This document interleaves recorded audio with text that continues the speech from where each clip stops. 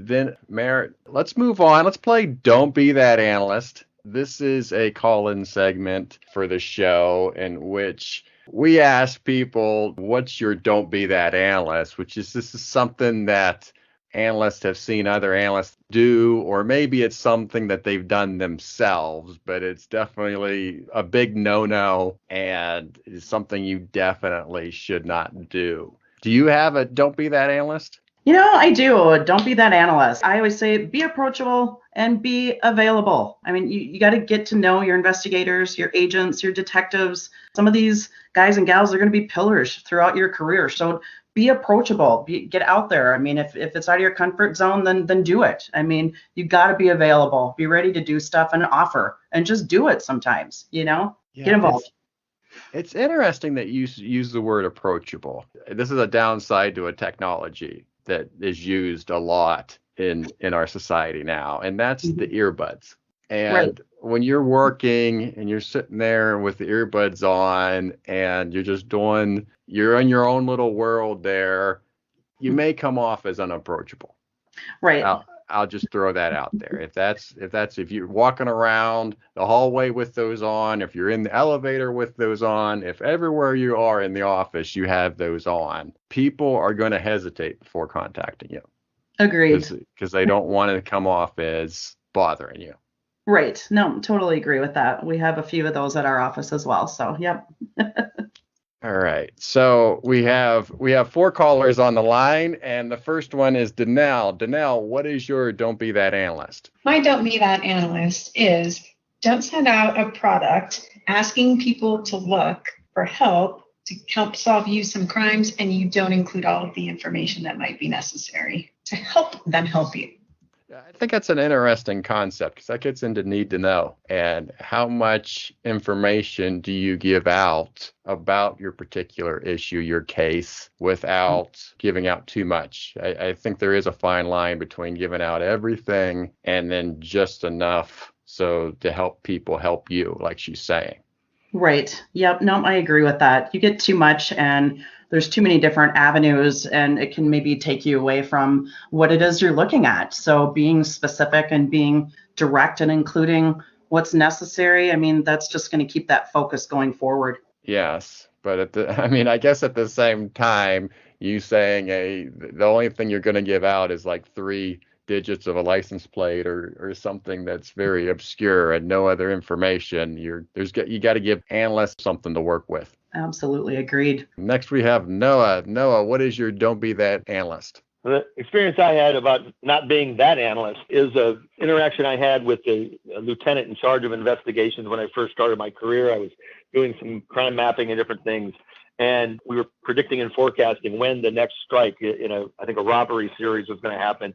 And he said, someday you're going to be able to tell me exactly when and where to be. And my response to him was, the only way I'm going to be able to do that, as far as I'm concerned, is if I'm the actual offender and I know when it's going to happen, or I'm going to be so rich because I'm so good at it, I'm going to be moving to DC and I won't be working for our agency anymore. So it really, don't be that analyst that one is afraid to predict and forecast, but at the same time, know the limits of prediction and forecasting and what it is you're capable of doing and be honest about that. It's interesting because you had mentioned Steve Gottlieb early in the show. And when I had him on the program, he said he didn't like prediction. He didn't like the word prediction. He said he's forecasting because when you say you're predicting this, people think it's going to happen no matter what. Exactly. And you can certainly influence a situation. He talked about the idea that he told somebody, a group of officers, to be at a certain place at a certain time, and they flooded the area and most likely scared off the person. Exactly. Yeah, that can backfire for sure. You want to know your limits for sure. I agree with that. Yeah, I do think it's interesting though that there's this idea of predicting crime that's certainly this little bit of science fiction of being able to predict everything that is going to happen before it happens. Right. Well, we all have crystal balls in our cupboard, right, at work. So just grab that out. That's true. That's true. All right. Next on the line is Lori. Lori, what is your Don't Be That Analyst? Don't be that analyst. My advice is don't assume that everyone knows what your internal acronyms mean or your internal way of doing things mean. We all have ways that we do things. We all have those acronyms that we use. They're not universal. So give people a break and explain yourself when you're talking about maybe your data or the way that you do things. Just don't assume that everybody knows what you're talking about. Working for the FBI, you probably don't have any idea what she's talking about, right? Zero acronyms. It's like acronym overload. I'm familiar with that. All too familiar. So yeah, no, I agree with that. Yep, you gotta need to be able to communicate to people. But I do think sometimes folks get very comfortable with what they're doing, and so yeah, you do kind of just moving forward with things. You're so comfortable with what you're doing, it's just second nature. And so yeah, it's good to have reminders for that to kind of explain things to people. I agree with that. Yeah, but I always get caught with, I forgot what that stands for. I know what it means, but I forget what it stands for, right? And you use the jargon so often, I was like, I can't remember exactly what it stands for, but this is what it is. Right. Or you get multiple acronyms, that are the same. It's like, okay, well, which way are you meaning it? What's the context? Yeah, we need to develop an app for the phones that will just decipher what the acronym is in the federal government. We should probably trademark that. That'll be our retirement project, right? I like it. I dig the energy on that.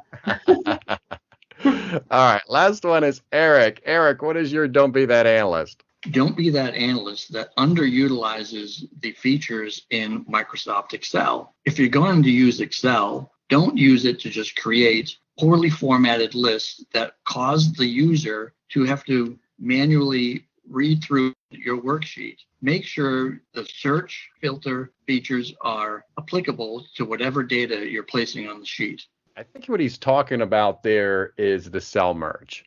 And the cell merge is in Excel is something that is one of my pet peeves. And I actually, when I teach Excel, I tell people never to use it because it take away some of the functionality, being able to select a column or select the data if there's a cell merge. There's actually a way, if you want to center a header along a whole series of columns, there's a way to do it without merging the cells. I'll actually put in the links to this show a YouTube video showing you how to do that.